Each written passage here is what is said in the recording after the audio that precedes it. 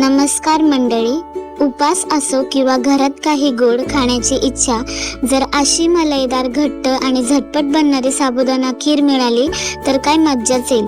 तर अशी क्रीमी खीर बनवण्यासाठी आपल्याला कोणता पदार्थ वापरायचा आहे तर आज आपण या व्हिडिओमध्ये बघूया।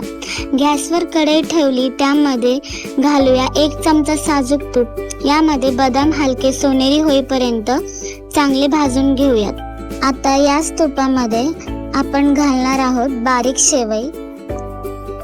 शेवई मंद आचेवर हलके सोनेरी रंग येईपर्यंत परतून घेऊ। आता ही शेवई एका प्लेटमध्ये काढून घेऊ।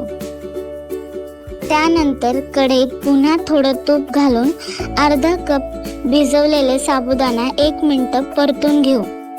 साबुदाणा परतल्यामुळे तो खीर मध्ये एकमेकांना चिटकत नाही आणि मोत्यासारखा सुटसुटीत होतो। आता खीरेला एकदम रिच आणि हलवाई सारखी चव देण्यासाठी आपण साधारण 50 ग्रॅम खव्यासोबतच आपल्याला आवडीनुसार साखर घालायची आहे। मंद आचेवर खवा आणि साखर एकदम विरघळून घ्यायची आहे।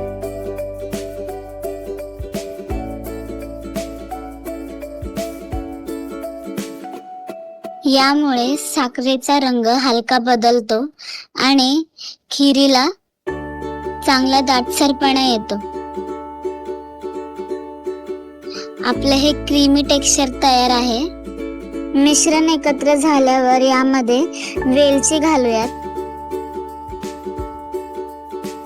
आता यामध्ये साधारण अर्धा लिटर दूध घालून दूध घालताना गॅस बारीक ठेवा आणि चमच्याने सतत ढवळत राहा।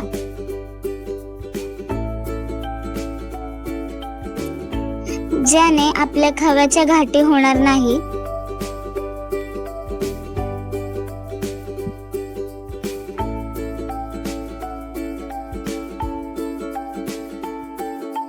एकसारखं दूध ढवळत राहा, ज्याने आपला जो खवा आहे खाली चिटकून द्यायचा नाहीये।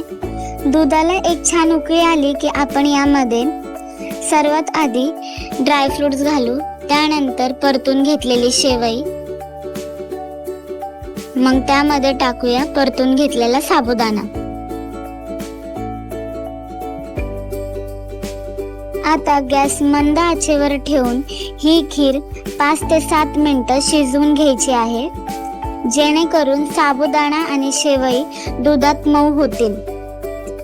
कढईच्या कडेला लागलेली मलाई खिरीत मिक्स करा, यामुळे खिरीला अगदी रबडी सारखा टेक्स्चर येतो।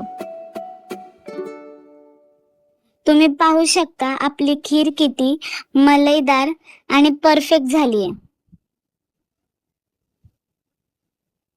तर मंडळी, आपली गरमागरम मलाईदार साबुदाणा खीर तयार आहे।